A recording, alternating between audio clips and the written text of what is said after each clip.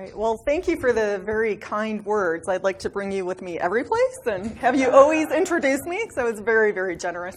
I'm Debbie Koetzle. I'm on the faculty at John Jay College of Criminal Justice in New York and was previously on the faculty at the University of Nevada, Las Vegas. When I was at UNLV, I used to come up here quite a bit. The University of Utah, I think, first brought me up, or I'm not even sure anymore, but I think I've been coming up probably every 12 to 18 months since about 2006. So it's always nice to come back to Utah and see a lot of familiar faces. I got to talk to a few people on the break, and I'm happy to be here. We heard in the earlier part of the presentation a lot of reference to risk, need, and responsivity, or R&R, and the principles of effective interventions. I'm going to talk a little bit more specifically about what that means. In my experience, when I go out and work with programs, everyone knows R&R, right? They've all heard this buzzword. They all know, like, oh yeah, R&R, that's something. What I find when I start talking to them is that oftentimes they kind of know it means something about risk, but beyond that, they're not sure. One person said to me once they thought the second R was just for balance. And so I want to talk a little bit about what R&R means and what it means for practice. So before I start, it seems like we've all accepted the idea, or that you've all accepted the idea, that we need to do some treatment, right? That we can't just put people in prison, release them from prison, and expect them to be successful. This is results from one of the meta-analysis that demonstrates exactly why we need to provide treatment. Researchers up in Canada looked at the effectiveness of providing supervision alone, right? So probation, parole, some sort of supervision, versus supervision coupled with some type of treatment. Didn't look at the type of treatment, but just that something was done over and above supervision, over and above accountability. And what they found is that those programs that only focused on punishment, on average, increased recidivism 7%, made people worse. Programs that provided some type of treatment on average, reduced recidivism 15%. Doing something matters, right? And so as we're talking about best practices and evidence-based practices and R&R, I think it's really important to keep this in mind, that when we don't provide service, we can do harm. And we certainly don't want to do that. And we definitely don't want to spend money to do that, right? At the same time, I would suggest and acknowledge that not all treatment is equal. Some treatment is better than others. Some treatment is ineffective. And so when we say that on average treatment can reduce recidivism 15%, I would say we need to do a better job. The principles of effective interventions provide us guidance on how to do a better job. We know that programs that adhere to these principles are more effective. Programs that adhere to these principles of risk, need, and responsivity, and that have integrity in place, can reduce recidivism upwards of 35 to 40%. And so it's our job to make sure that we're designing programs, that we're providing services in a manner that's consistent with these principles, right? So what's the risk principle? Who knows what the risk principle is? You've been sitting quietly a long time. I know Jennifer is raising her hand. Who can tell me what the risk principle is? Just briefly. I mean, the answer. No, no one? There's a score for risk for either supervision or a score for needs, so it helps identify the level of supervision or needs required. Excellent. Yeah, what the risk principle tells us is that we need to identify someone's risk of recidivism. We need to be able to distinguish between who's at a higher risk of recidivating, who's at a higher risk of getting into trouble again, and who's at a lower risk. And once we identify them, we need to make sure that we're targeting those higher risk folks for services, right? That higher risk individuals, moderate and higher risk individuals, should have more supervision, should have more treatment, and that we don't need to do as much with the lower risk folks. The risk principle also tells us that when we violate this, when we put low risk people into intensive services under intensive supervision, that we do harm. Right? This means for programs, for agencies, that we need to make sure that we're assessing for the level of risk. And when we do risk assessments, we want to make sure that our assessments include these types of factors. These are factors that have been found to be related to recidivism, that predict the likelihood of recidivism. right? So things like antisocial attitudes, having thinking that's supportive of criminal behavior, right? Who sped on the way to this building this afternoon? Drove over the speed limit? No one? Are we in New York? There's a big traffic jam? Right? Has anyone ever driven over the speed limit? Yeah, why do you drive over the speed limit? It's against the law. What are the thoughts that you tell yourself? Everyone else is doing it. It's okay. It's not a big deal. What else? I won't get caught. I need to get there. I need to get there faster. Right? No one's going to get hurt. Someone else is going faster than I am. I want to see how fast this breeze can go. I've not heard that one. I want to see how fast I can go before the wheels come off. Right? Maybe aside from that last one, most of the thoughts that we've heard are things that offenders are telling themselves when they're engaged in criminal behavior. It's a way to excuse behavior. Right? It's not that big of a deal. I won't get caught. Someone else is doing something worse. Maybe it's just kind of fun. Right? And so we want to make sure that our risk assessments are looking for the presence of antisocial attitudes because that's incredibly predictive of recidivism. If our thoughts support criminal behavior, if our beliefs and attitudes are supportive of criminal behavior, we're likely to engage in it again. We want to make sure that we're assessing for the presence of antisocial peers, right? Having criminal friends increases someone's likelihood of recidivism. We get into trouble with them, they show us new ways of getting into trouble, they might offer ideas, and they support our own criminal behavior, right? There's a reason we don't want our teenagers hanging out with the bad kids, right? Because they'll corrupt them. The same is true with offenders. We want to make sure that our assessments are looking at factors included in antisocial personality. And so not antisocial personality disorder, but characteristics that are conducive to criminal behavior. Things like being impulsive. Things like seeking risk, wanting that adrenaline rush, right? Having poor verbal intelligence, not being able to communicate with others well. Being aggressive. Now, some of those factors in and of themselves doesn't make someone criminal. Right? You can be impulsive or you can like an adrenaline rush and not be criminal. Right? Maybe you jump out of planes instead. But if you're impulsive and you have antisocial attitudes and you have antisocial peers, the likelihood of recidivism greatly increases. So we want to make sure as we're doing risk assessment that we're looking at those types of factors. We know that a history of criminal behavior predicts future behavior, right? Past behavior predicts the future. And so again, our risk assessments, things like the LSIR, things like the COMPAS, all include measures of criminal history. We want to make sure that our risk assessments also look at family factors, that families can teach criminal behavior, they can reinforce criminal behavior, right? Be supportive of it. You know, you didn't do anything wrong, it's the cop's fault. Right? And if that's the case, well, then I might as well do it again. Right? So we want to assess for the nature of the relationships and the presence of support for criminal behavior. We want to make sure that we're assessing for education and employment. Right? And why do education and employment matter?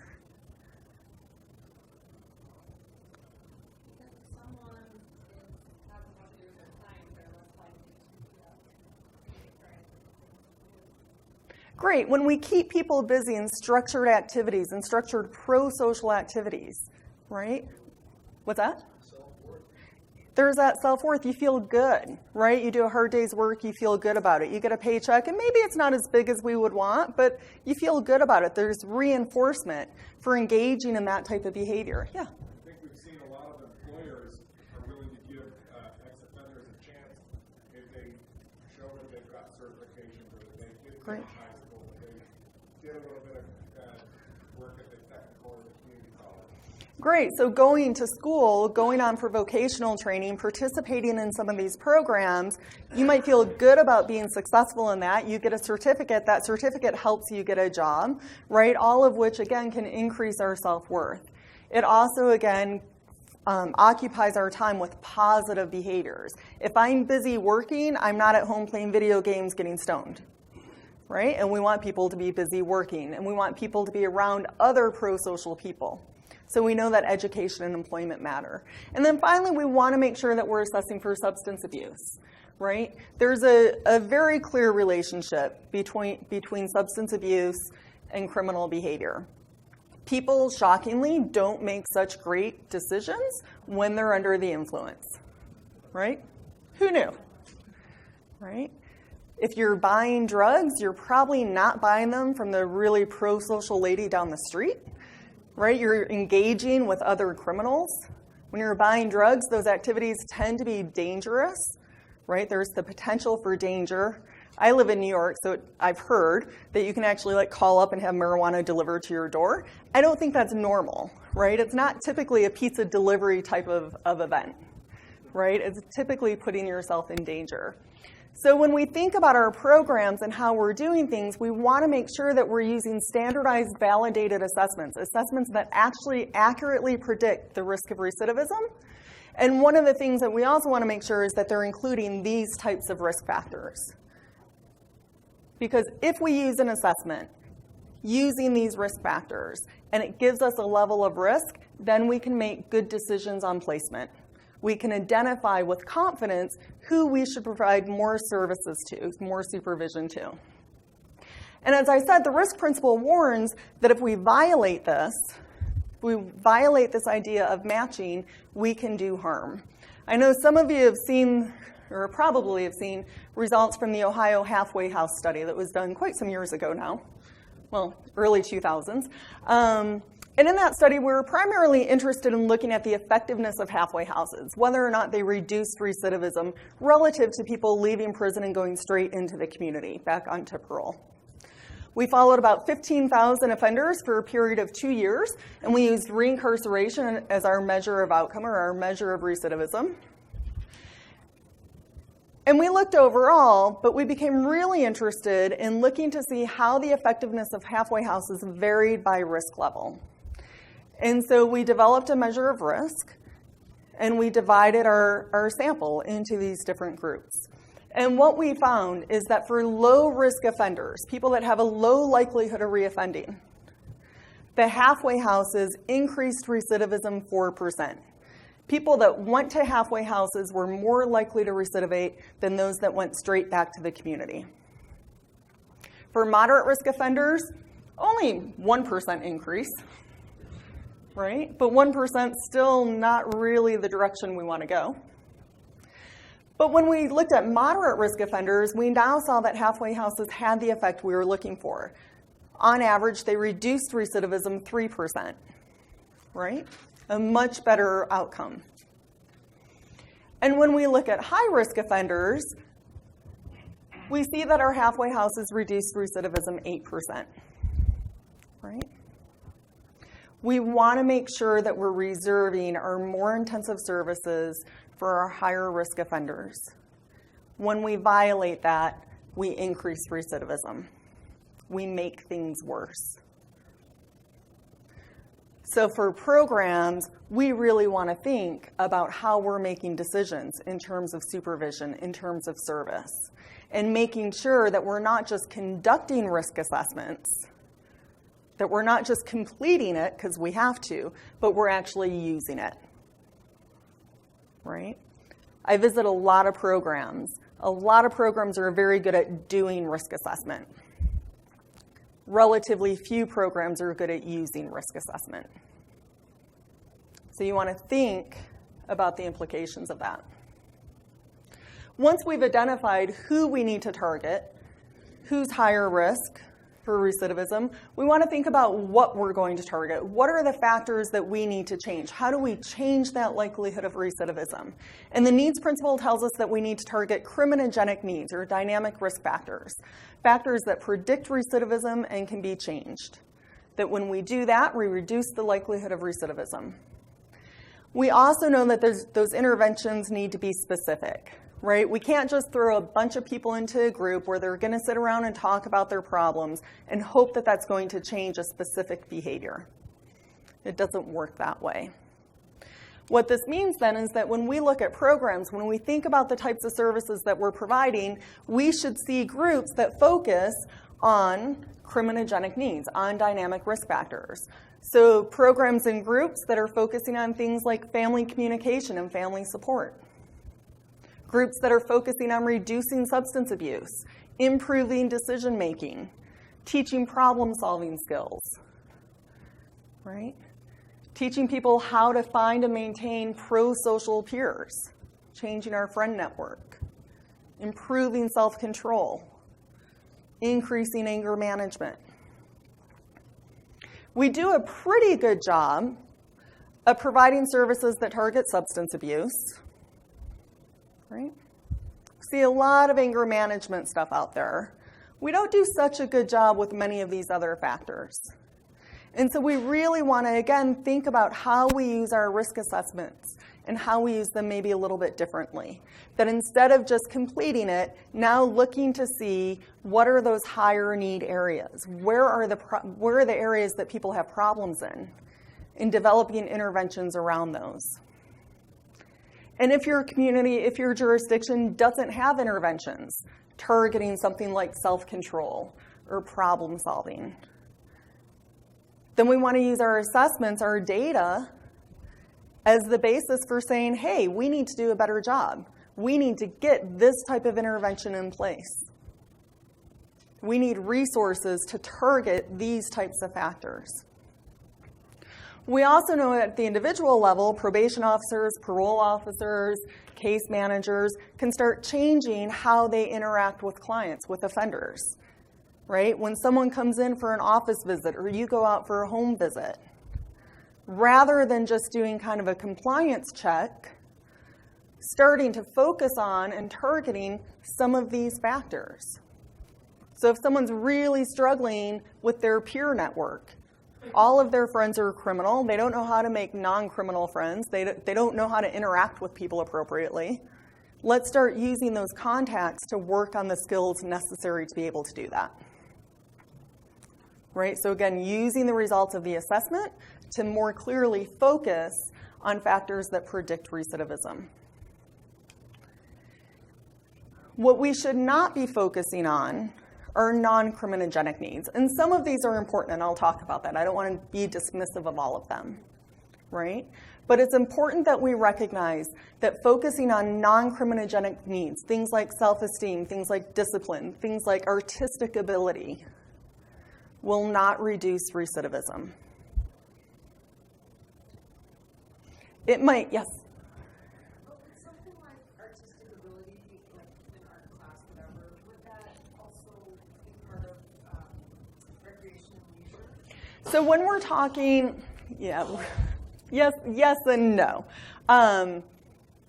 When we're talking about using an art class to fill up time within a prison setting or in a jail setting, right? We want to keep, again, people's times occupied in structured activities and structured positive activities. And so something like an art class could do that, right? It's not, though, directly going to reduce recidivism. I can't draw a straight line. Fortunately, I'm not all that criminal, right? Not much. It's not why people commit crime. Now, on the LSIR, there is that section on there for leisure and recreation, right? And it's less about knowing artistic ability, and it's more about thinking about how we structure our time, using our time in a positive manner versus a more negative manner, right? And so getting people engaged into an art class could be a way potentially of starting to help them think how to structure that time, but there are likely a whole number of skills, thinking about time management, coping, decision-making, right, that probably are all going to better address those areas. So it's a great question because I know it's on the LSIR, right? So if we think about some of these issues, teaching offenders to be physically active, right, thinking about the boot camp model, what do we end up with? Strong criminals, right? Criminals that can outrun the cops that much better, right? Or creativity, yeah, I want creative criminals. No, that's not what we want, right? So these things can matter, but we want to be clear that they're not going to reduce recidivism. It's not where we should be spending our energy. Some of these factors like anxiety, emotional problems, we need to address these, right? We need people to be healthy people, to be well-functioning people.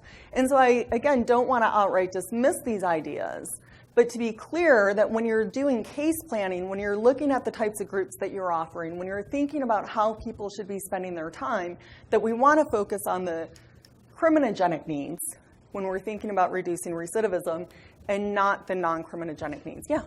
So are you suggesting that things like personal health or artistic development are not the kinds of things that we want to focus on as pro-social development, which will overcome antisocial tendencies? You're saying that they don't overcome those tendencies? So if we're focusing on things like physical health, right, HIV prevention, that's a good skill for people to have, right? It's important. We want people to be healthy.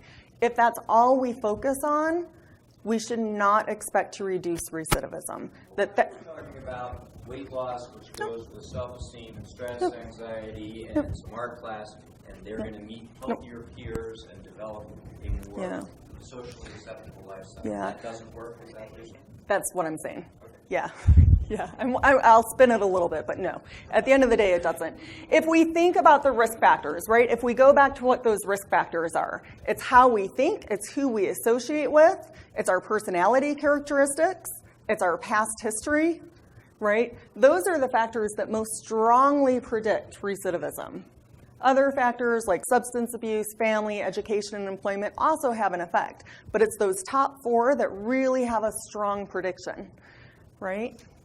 Teaching people stress management, emotional regulation can be good, but we want to think about it in terms of recidivism reduction, right? If our focus is on to make people healthier, happier, better functioning people, it's not likely to directly change their attitudes, their thoughts, their beliefs, their peers, and so forth, right? So the needs principle, again, says we need to target these factors predictive of recidivism, and we need to target them in a very intentional manner, right? That we shouldn't think that it's just going to happen by chance.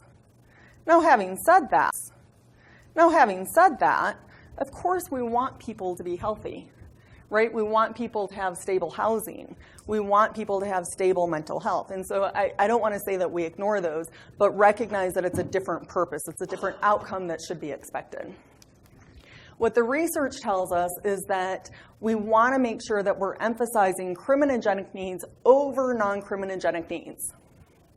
That if we think about the rate or the ratio, that we should be targeting at least 4 to 6 more criminogenic needs for every non-criminogenic need that we're looking at, generally speaking. That if we're only targeting a handful of criminogenic needs and the focus is on others, is on these non-criminogenic needs, we should not expect our programs to be effective. We should not expect them to reduce recidivism. If our intended outcome is general functioning, then yeah, we would be effective. But when we're talking about reducing recidivism, we need to focus on those factors that predict recidivism, right? So thinking differently about what we order people to, about what we sentence people to, about what we case plan around. All right. So we identify who we want to target for services, folks on the higher risk, moderate to high risk.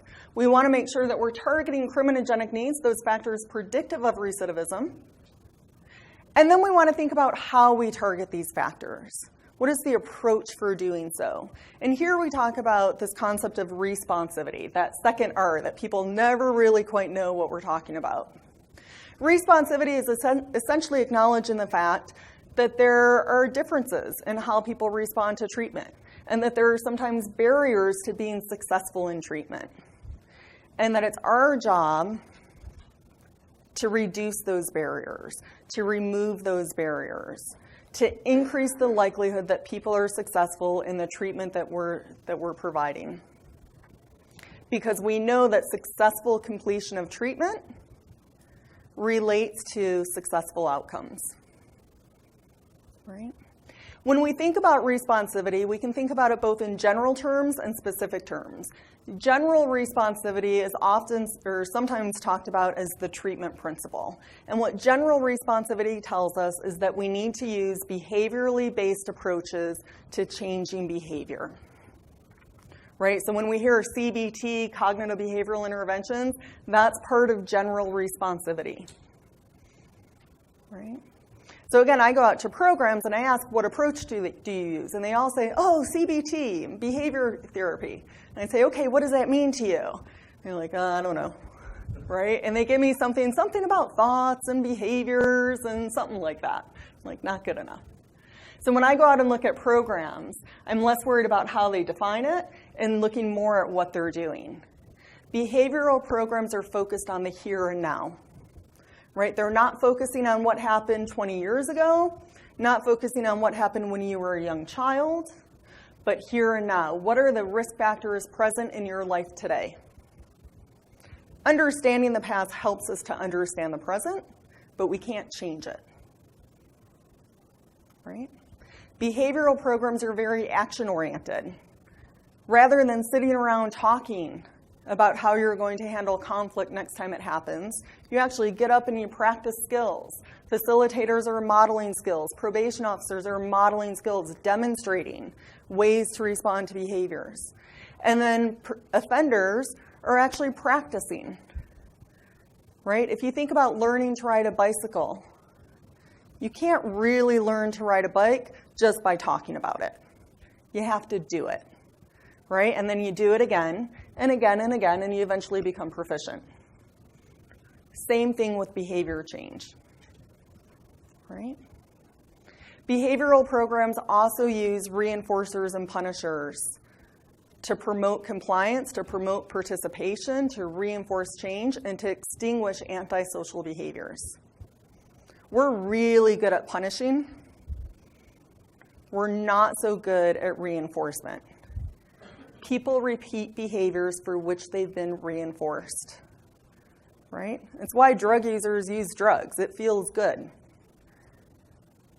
right? Has anyone ever tried to change a behavior like quit smoking, diet, eat healthier, that sort of thing? Right? I'm constantly trying to diet, and then I eat the cookie anyway. I already said to someone, I'm grabbing a cookie on the way out, right? Because it feels good. It's giving me reinforcement. We need to make sure that we're reinforcing people for alternative behaviors, right? So when we think about the nature of services that are being provided, we want to make sure that they're focused on the current, the here and now, that they're action-oriented, and that they're using reinforcers and sanctions. And again, this is true for our groups, for our treatment providers, but also those one-on-one interactions, right? I'm going to talk about specific responsivity in just a minute. When we look at results of another meta-analysis, we see again that behavioral programs do better overall than non-behavioral programs. On average, we can expect non-behavioral programs to reduce recidivism, but only about 7%. Behavioral programs, on average, reduce recidivism 29%. So we can get an effect. But I would much rather get a 29-30% effect than a 7% effect. And it's just changing how we're doing it, right? Changing the strategy that we're using. There's not as much research on what we call specific responsivity, which is more specific to the individual, but again, recognizing that there are individual differences. That when we assign people to probation and parole officers, when we assign people to case managers, when we assign people to groups or to group facilitators, we should take into account individual differences. Has anyone had a coworker that you just don't click with? Right? And not that the other person's a bad person, but just personalities don't mesh. You don't have to raise your hand, 'cause maybe you're sitting next to them. Right? Oh, he's like, yeah, right here. Right?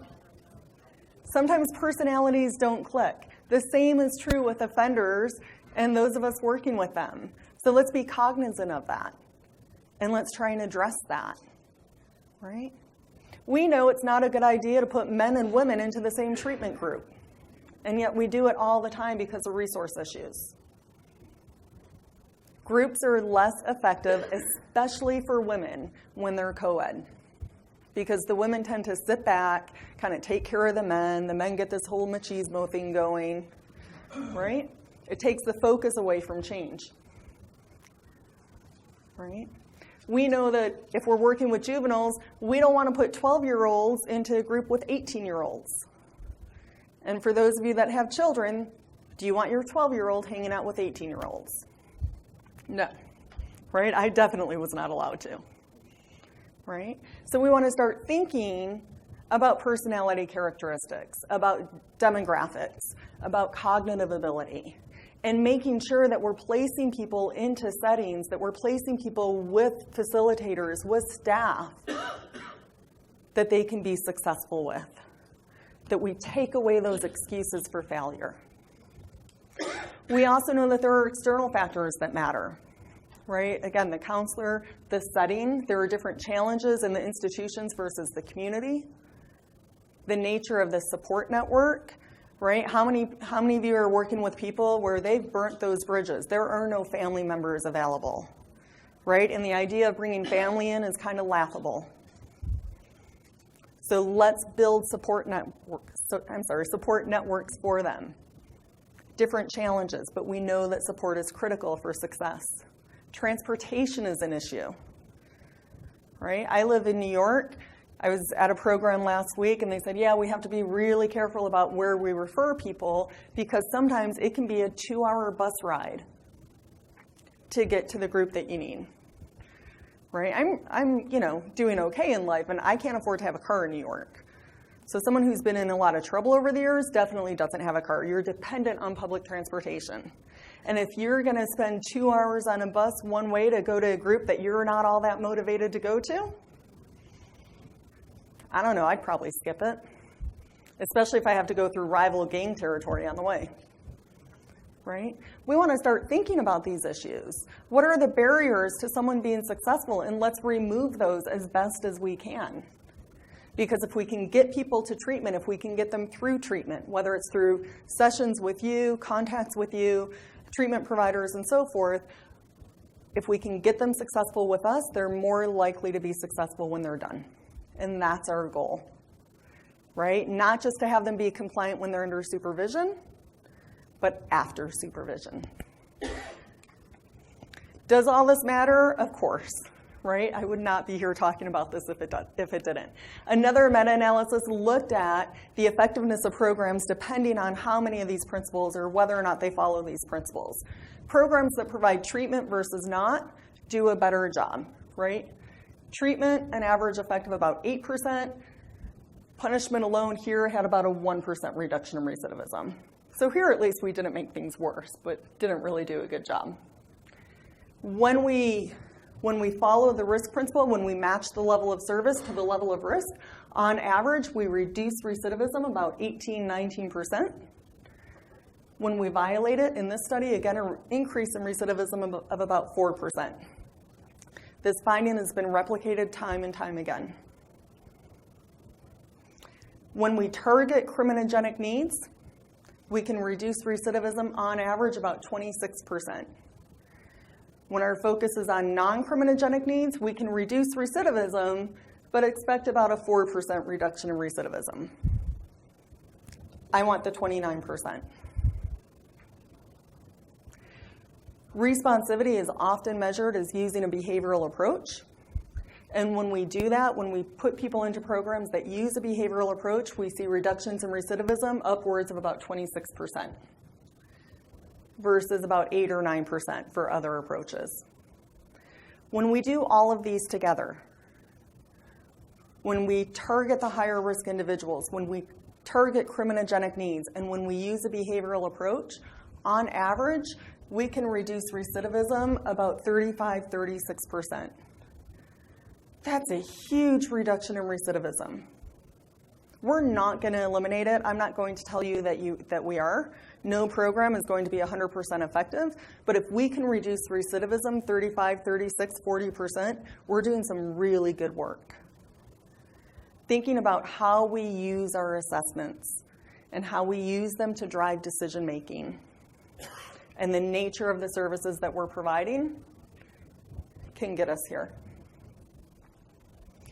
Having said that, there's one final principle that I want to talk about, and that is the program integrity principle. This idea of making sure that we're actually doing what we say we're doing, right? We know that programs struggle with drift.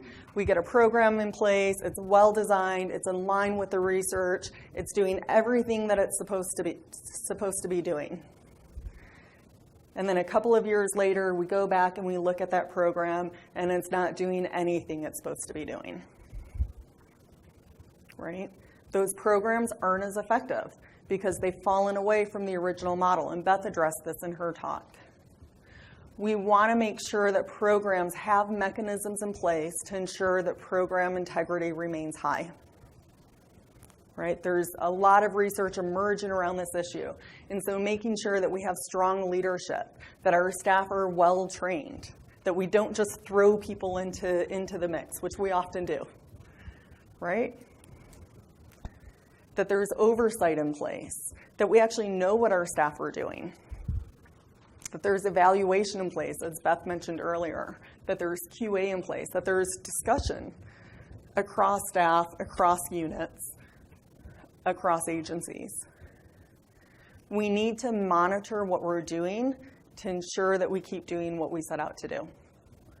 I've quite literally interviewed program directors before where I sit in their office and I spend 2 hours talking to them and they tell me all about this amazing program.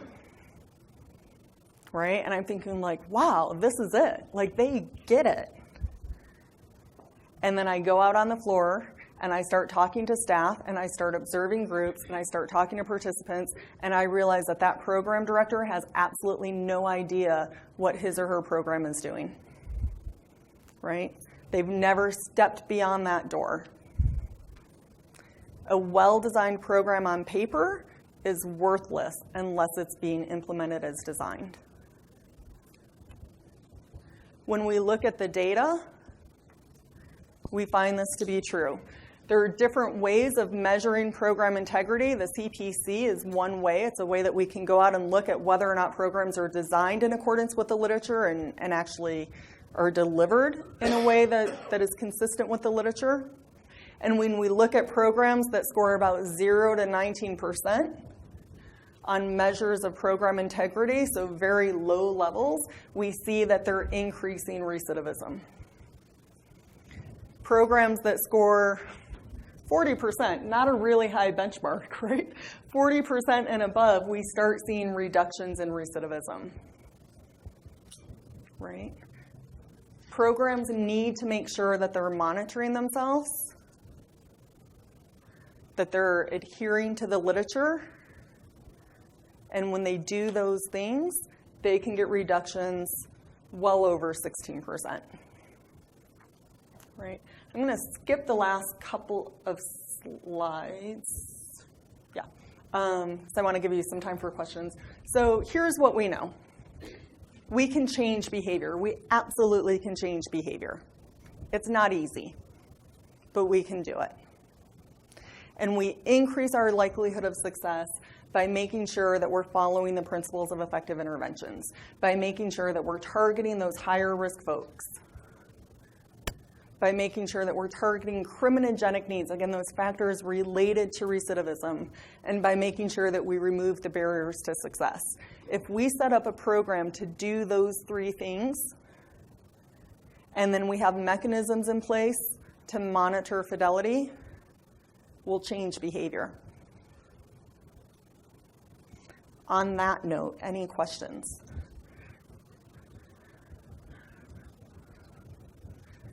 It's really powerful stuff, I think. I mean, I'm a little biased, admittedly. Any comments? Yeah. I think people are afraid to target the higher risk. Yeah. If we're going to pursue something and seek funding for it, we kind of might be interested in a happy medium where we feel better about getting results. And so the lesser risk of entering. And that's the irony of it, right?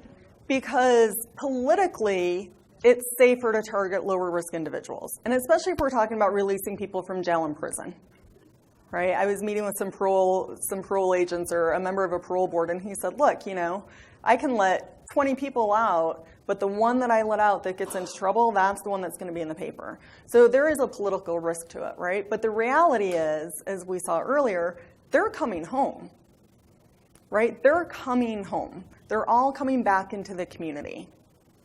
Or we're supervising people already in the community.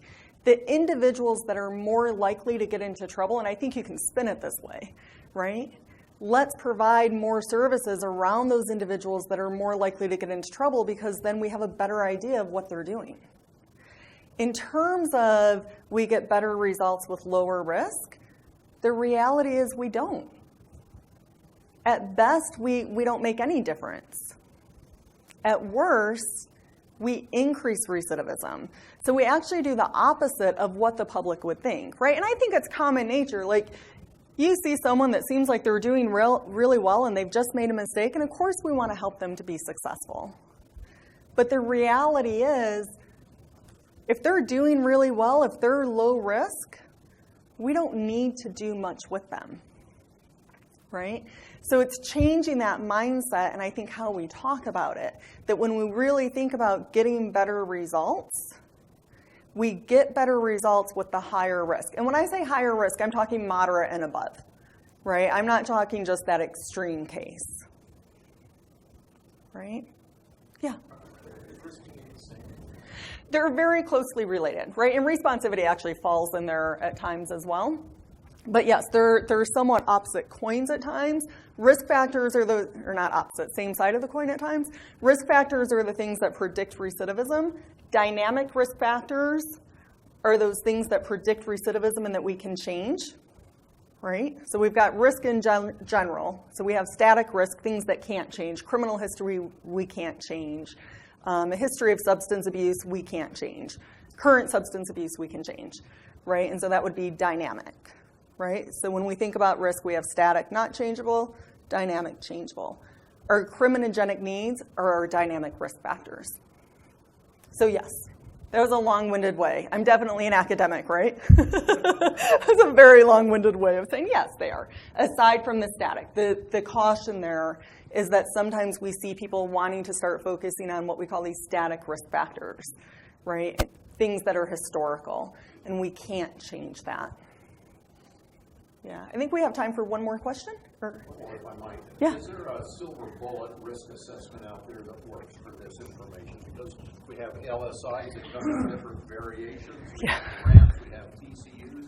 I mean, is there something that as a system we could use? Yeah, so I would say name brand doesn't really matter a whole lot, right? The LSIR is definitely, and Mark, you might have different thoughts on this. The LSIR is definitely the most validated risk assessment. There's been the most research around it. I mean, when I go and I look at an agency and they say they're using the LSIR, I know it's good. I know what that instrument is. There's the ORAS more recently that has come out, the Ohio Risk Assessment System, which asks different questions depending on where people are in the stage. There's the Compass. There's a whole host of them. If they are following the literature on risk assessment, right? So they have multiple measures of each domain, that they're looking at the risk factors that matter, that they definitely include these big 7 or 8, that they include a mix of static and dynamic factors, that they give you a risk level defined, then I think you make a decision about what makes sense best for your jurisdiction, best for your agency. I think ideally it would be great if a state is all using the same tool, because then, as Beth was talking about information sharing, you can really talk to one another, right? You can really exchange that information. It gets complicated when every jurisdiction is using something different. But in terms of choice, I would look at which instrument fits best. Yeah.